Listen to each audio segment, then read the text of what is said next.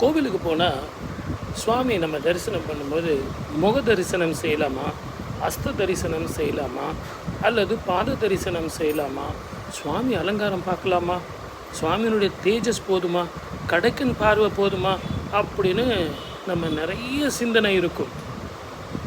எந்த பார்வை நமக்கு மிகப்பெரிய ஸ்லாக்கியமானது, பூர்வ ஜென்ம கர்மத்தை போக்கக்கூடியது, கிரகங்களுடைய தோஷங்களை போக்கக்கூடியது அப்படின்னா சுவாமியினுடைய பாத தரிசனம். எப்படி ஒரு விமானம் கோடி புண்ணியமோ அதே மாதிரி தான் பாத தரிசனம் பிறவியில் ஏற்படக்கூடிய அந்த பாபத்தை போக்கக்கூடியவன், நன்மையை தரக்கூடியவன், கிரகங்களுடைய தோஷத்தை போக்கக்கூடியவன், மனம் ஒருநிலைப்படுத்தக்கூடியவன், முக்தியை தரக்கூடியவன். பாத தரிசனம் பக்தியை மட்டுமல்ல முக்தியையும் தருவது அப்படிங்கிறதான் ஒரு சின்ன விசேஷம்.